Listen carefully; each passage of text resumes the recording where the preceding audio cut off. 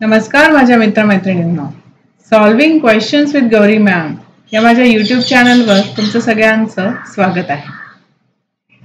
सध्या आपण डॉक्टर होमी भाभा बाल वैज्ञानिक स्पर्धा या परीक्षेसाठी तयारी करतो आहोत. या परीक्षेच्या आधीच्या प्रश्नपत्रिकांमधून घेतलेले बरेचसे प्रश्न मी इथे सोडवून दाखवलेले आहेत. या माझ्या चॅनलवर तुम्हाला चारही पर्यायांचं एक्सप्लेनेशन मी नेहमी देते, म्हणजे जी कुठली कन्सेप्ट त्या प्रश्नात त्यांनी विचारलेली आहे ती पूर्ण क्लिअर होऊन जाते आपली. ठीक आहे ना. याच्याशिवाय माझी तुम्हाला मदत होऊ शकते जर तुम्हाला चॅप्टर वाईज क्वेश्चन बँक हवी असेल तर.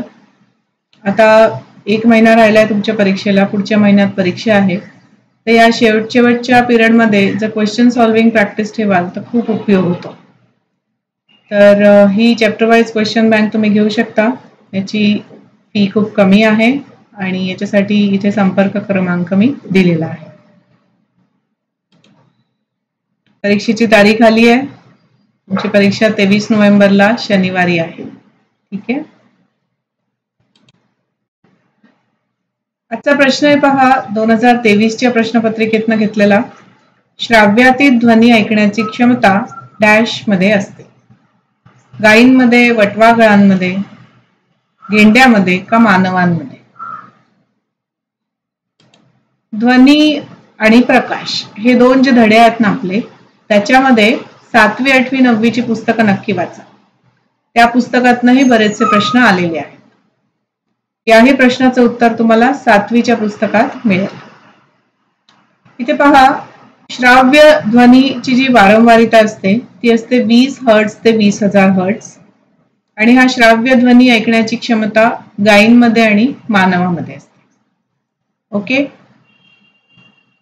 अवश्राव्य ध्वनी जेव्हा म्हणतोय तेव्हा 20 हर्ट्ज पेक्षा कमी वारंवारितेचा ध्वनी असतो तो गेंड्यांमध्ये ऐकला जाऊ शकतो.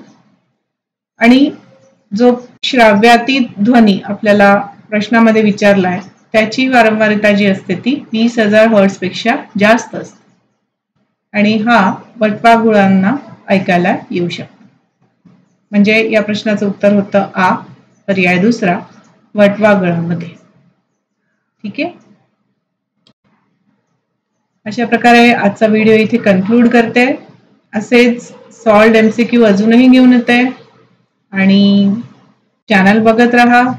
त्याच्याच बरोबर चॅप्टर वाईज क्वेश्चन बँक पण घ्या आणि ती पण सोडवा.